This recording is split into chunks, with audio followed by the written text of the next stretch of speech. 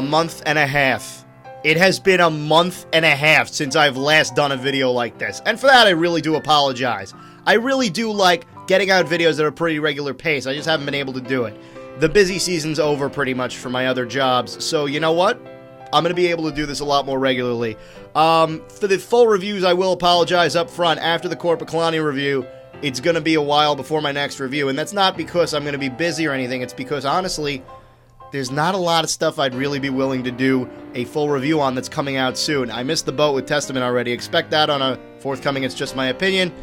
But anyway, explanations out of the way. I did see a show the other day. I saw Psychostick, which is a band that I've been waiting to see for a while. But, you know what, to be perfectly honest, I had to take notes because, you know what?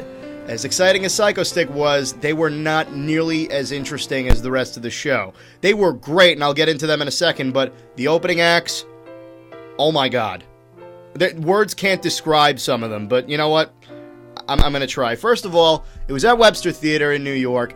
I've only been there once. One of my friends, his cousin's band is in an Irish rock band called the Fighting Jamesons, and they're great. If you love Irish music, if you love like Dropkick Murphys, Flogging Molly, End of the Haggis, stuff like that, check them out. They're incredible. If they come around anywhere besides the New York area or the Philadelphia area, please check them out. They're incredible. But on to the shows that I actually have relevance to, being a heavy metal reviewer.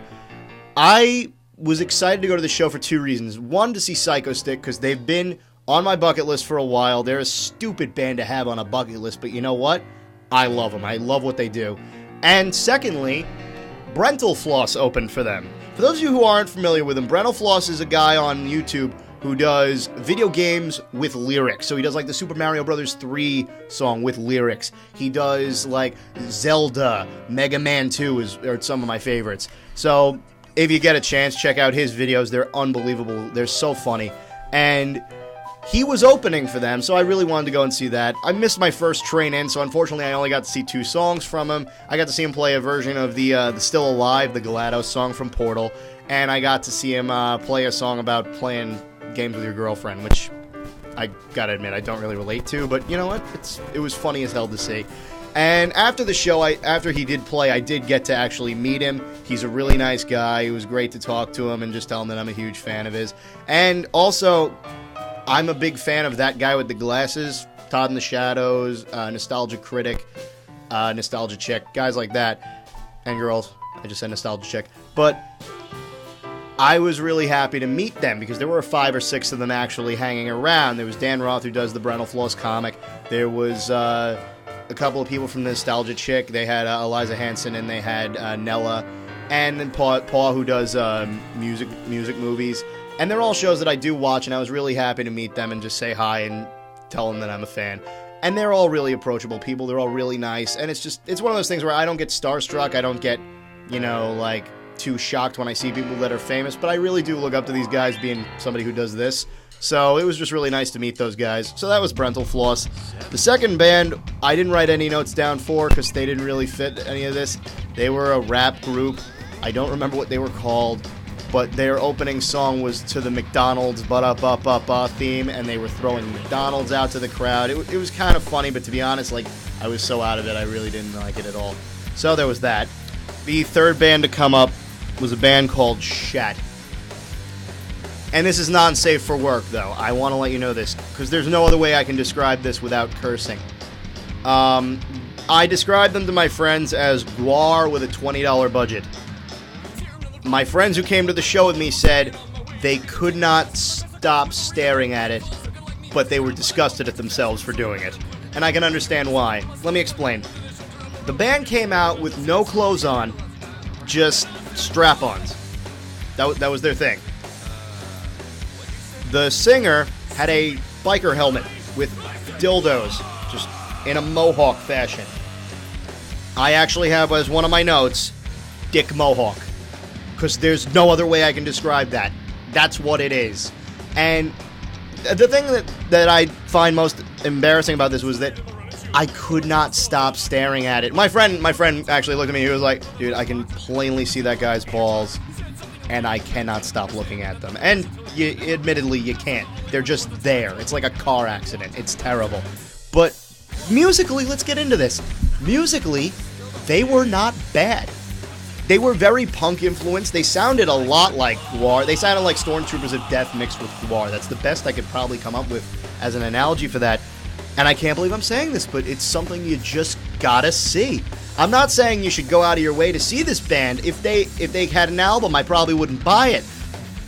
But if they're opening for somebody, don't go to the bathroom. You need to see this. It's unbelievable. They have just dicks everywhere, decorating the guitars, decorating the drums, on the guys plastered to their arms, on their helmets, on their faces.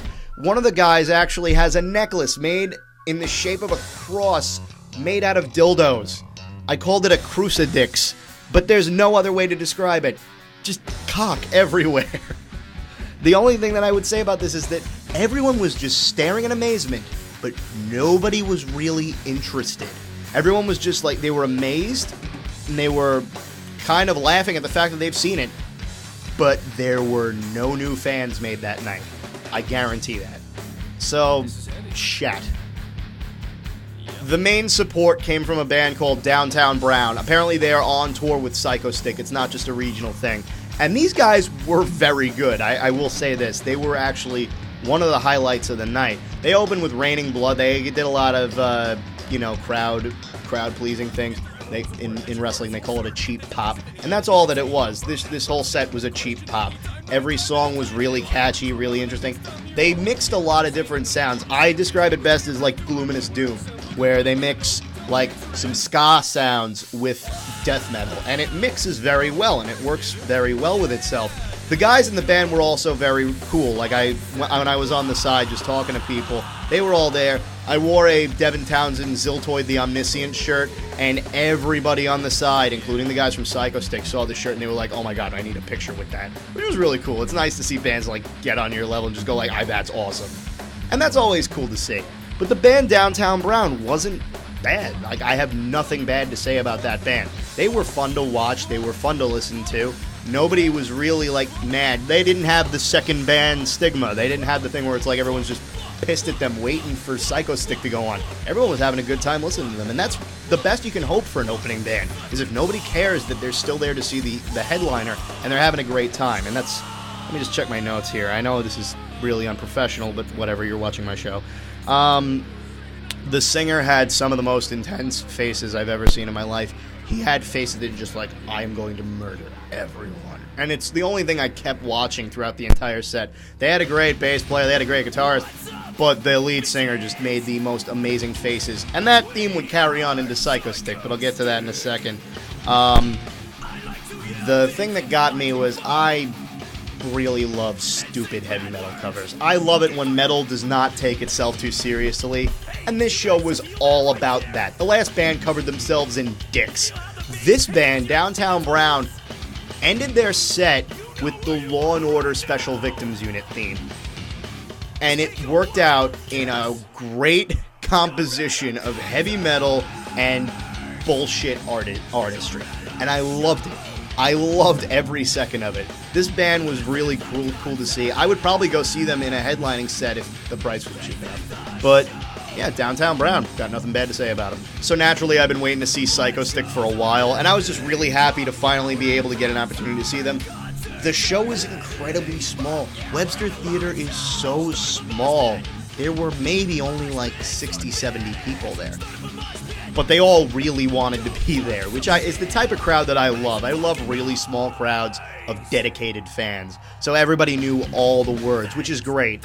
I will say this, if you don't know Psychostick's music, you would have hated going to this show. If you didn't like anything that they had, if you were just listening to it in passing, you need to know the lyrics in order to follow along, because they're very hard to understand in a live setting.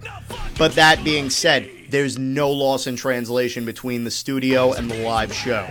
It's a great experience. It's funny as hell. Rob's facial expressions are some of the funniest things I've ever seen in my life. When he air guitars and does the robot with a tennis racket, it's funny as hell. The entire set was hysterical. I've been playing Political Bum in my car for the past couple of days, and he came out and he had a guy dress up as the Political Bum. It was really funny to watch. And the guys from Psychostick stayed on after the show and said hello to everybody. And They were all incredibly cool people. Again, like every single one of them commented on my shirt. I might be on their Facebook page. I gotta check that or something.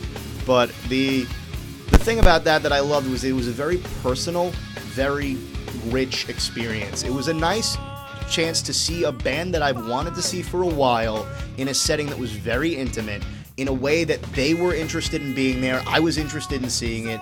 It was one of the better concerts I've seen in a while, and I was just glad to be a part of it. So if you get a chance, see Psychostick, brush up on their catalog a little bit, listen to a couple of songs. Even if the only song you know is Beer, it's a great time to go see them. So check it out. They have incredible energy. Their showmanship is unbelievable, and you will leave the show crying laughing. That's really all I got to say for right now. I will be back with an actual It's Just My Opinion in the next couple days, going through a couple albums that I've wanted to do for a while. So thank you for watching once again. Be sure to subscribe to the channel, check out all my other videos, and I will see you next time.